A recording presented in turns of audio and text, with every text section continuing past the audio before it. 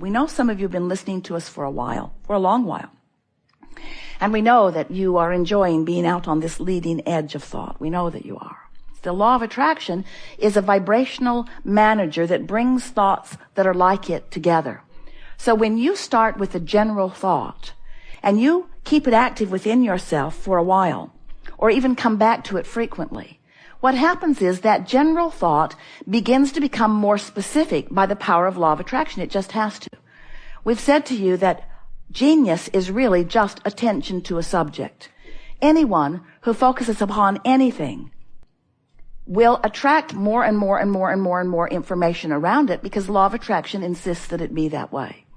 And the only thing that ever keeps something from evolving and expanding in a way that is really pleasing to you is that you think about it and you think about its opposite. I want it, but where is it? I want it, but where is it?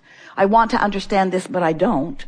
I want to feel good, but I feel bad. In other words, when you think opposing thoughts right up on top of the thought, then you don't allow the progression. You just hold yourself in this place. You can't stand still, but you can move toward and away, toward and away, toward and away, toward and away, toward and away, toward and away.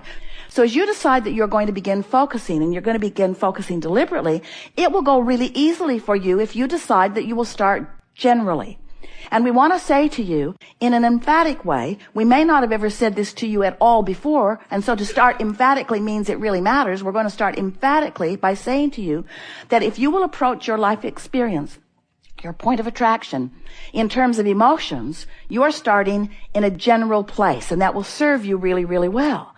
Because as you start in a general place of wanting to feel good, and you focus there by remembering things that did feel good, by reaching for thoughts that felt good to you, by really picking around the buffet of your world, the buffet of your family, the buffet of your husband, the buffet of your children, the buffet of your business associates, the buffet of strangers. And so as you are poking around the buffet that is surrounding you, and you are deliberately looking for things that you think will feel good when you come upon them, what will begin to happen, you're already doing it much of the time, but now you'll be doing it deliberately, you will begin to establish an emotional grid or an emotional vibrational foundation that will immediately begin to fill in with more detail.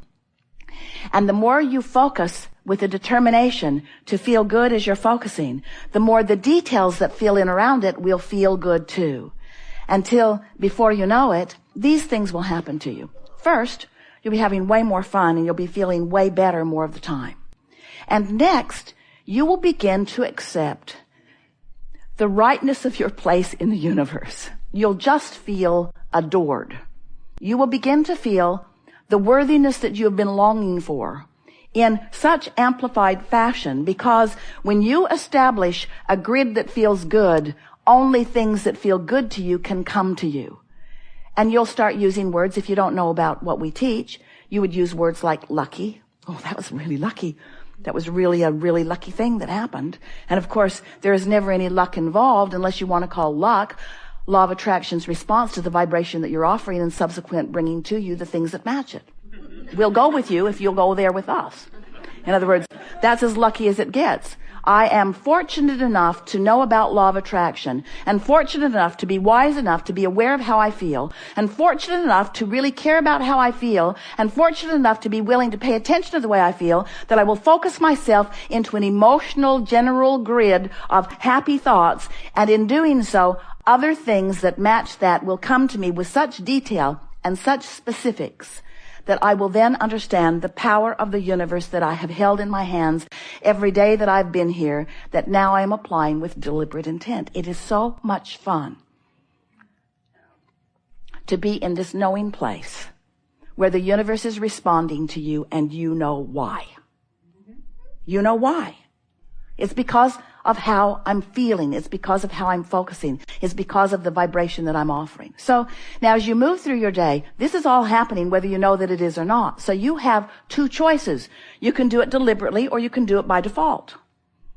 And the way you do it by default is by observing what's going on around you and just responding to what you're observing. We call it sloppy thinking or sloppy observing. Or the squeaky wheel syndrome, where the squeaky wheel gets your attention and it never feels good when you look there.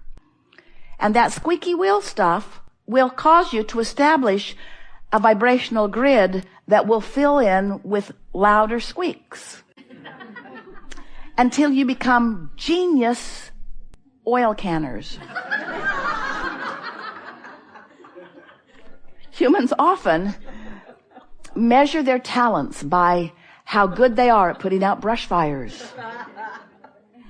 And we want to zap you with the desire to work with the laws of the universe instead of against them.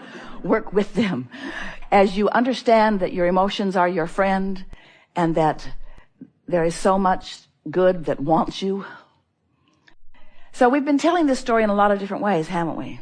We say, you are much more than you know in these physical bodies, and that non-physical part of you remains non-physical even though a part of you is focused here. And while you're focused here, you're sifting and sorting and knowing what you don't want and knowing what you do want. And every time you define something that you do want, even in the throes of knowing dramatically what you don't want. In other words, you never know more clearly what you do want than when you're living what you don't want. So as you're exploring that buffet and knowing what you don't want, you are sending out a powerful rocket of desire that speaks with great specifics about what you do want. And that rocket of desire is known and held by the larger part of you as a vibrational touchstone, as a place marker, as a placeholder, as a space holder. In other words, once you expand, the source within you takes the expansion and holds it steadily for you and beams it back as a signal that you can feel in every moment. So once you've asked for something, vibrationally speaking, it is done because the larger part of you is already living it. And that's why when you focus in opposition to it, you feel lonely, fearful, worried, because you are in that moment of your physical discomfort, depriving yourself of the vibrational alignment with something that you ask for, and more important, something that you largely are.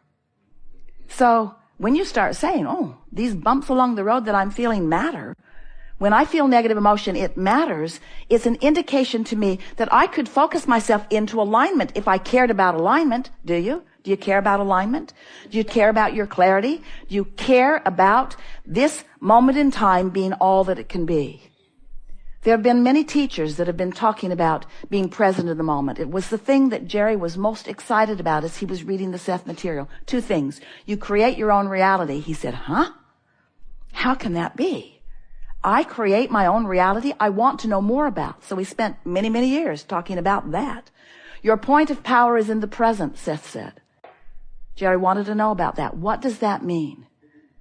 And what it means is, here you are, right here and now, with the ability to focus. And when you do, one of two things is happening, and not much gray area in between, really.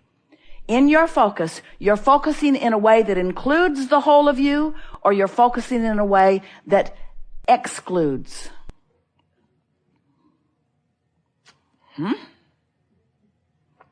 I thought you said that there was no exclusion in this universe. I thought you said that it was all about attraction.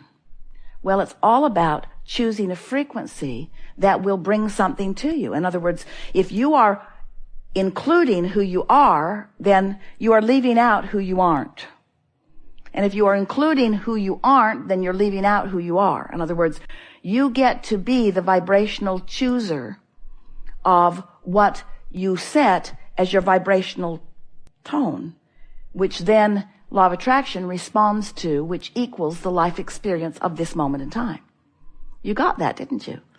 It's really fun talking with you, because we can feel that even though we are out here in a new leading edge place, that there's enough that you're hearing that is familiar to you, that even though we're reaching into these new places, you're coming right along easily, because you're tuned into who you are. And when you're tuned into who you are, all of this makes perfect logical sense, doesn't it? You know that you are the creator of your own reality. You know that you are. You know that you are. Do you believe that you are a good focuser? Do you want to be a good focuser?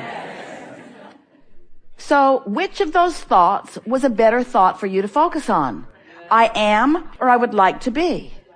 Now, if you already are, and you know it, then I am is the better thought for you. It's specific enough Say that in a different way. It's specific, but you are aligned enough to keep up with it. But if it was more specific than you're ready for, what does it do to you? It enhances doubt rather than belief, doesn't it? So this is the process of bringing yourself into alignment with who you are. You're reaching for the thought of greatest alignment to which you have access right now. Another way of saying that is, you want to find the best feeling thought that you can find and practice it long enough that you learn the steady vibrational grid of that. So let's say you start with something really general, and it feels pretty good because you've stayed in a nice, safe, easy to feel good place. And you focus there, and then law of attraction brings you more things like it until something comes that challenges that belief. What happens to your emotion when something comes that challenges your belief? You feel those bumps on the side of the road. You feel some wariness. You feel some concern. You feel some doubt. You feel some guilt. You feel some self-criticism. You feel something that doesn't feel so good. So then what do you do? What would be the wise thing to do? Do you plow ahead? Do you dig in? Do you condemn your stupidity and make it happen anyway? Do you wrestle it to the ground? Do you try to make them behave even though they clearly have no intention of doing so? Or do you step back into the place as quickly as you can that felt good right before it didn't feel good? Doesn't that seem logical? Now, you could change the subject altogether and you'd feel a little better, but you have to remember you're leaving your grid on every subject right where you last left it. So every time you reintroduce the subject and you take it to a little better feeling place, what you do is you open to more specifics on that subject. And the more specifics you open to, the more powerful your creation. But even more than that, the more specifics you open to while you're in alignment, the more powerful and worthy and loved and blessed you feel. And friends, we've been watching you for a long time, and that's what you're going for. That's what you're looking for. You're looking for it in all the wrong places. You're looking for it with other people. You want their approval. If I can just get this person to appreciate and approve of me, then I can just observe their appreciation and I'm good. As long as they're standing right there approving, but they could go away. And then what? Then you'll spend the next 10 or 15 years condemning them for leaving. Or you could realize that the reason you feel good, the only reason you feel good, the always reason you feel good is because you've found some thought that is in alignment with the greater part of who you are. We are eager to talk with you about anything that is important to you. There is nothing that is off limits. There will be a perfect unfolding. You will see how it goes. There are many of you here with things on your mind and people all around the world who are listening in, and not just listening in, but participating vibrationally. You're going to see too that much that you've been thinking about is conversation of this gathering. And for us, we want to say to you that there is no place that we would rather be than present in your moment with all the specifics that you've stirred up that have led to culminations that we have realized and are holding the place marker of, watching you come into alignment with your creation. That rings our bells. So what do you want to talk about? You've come with stuff. Begin right here. You are the one, yes?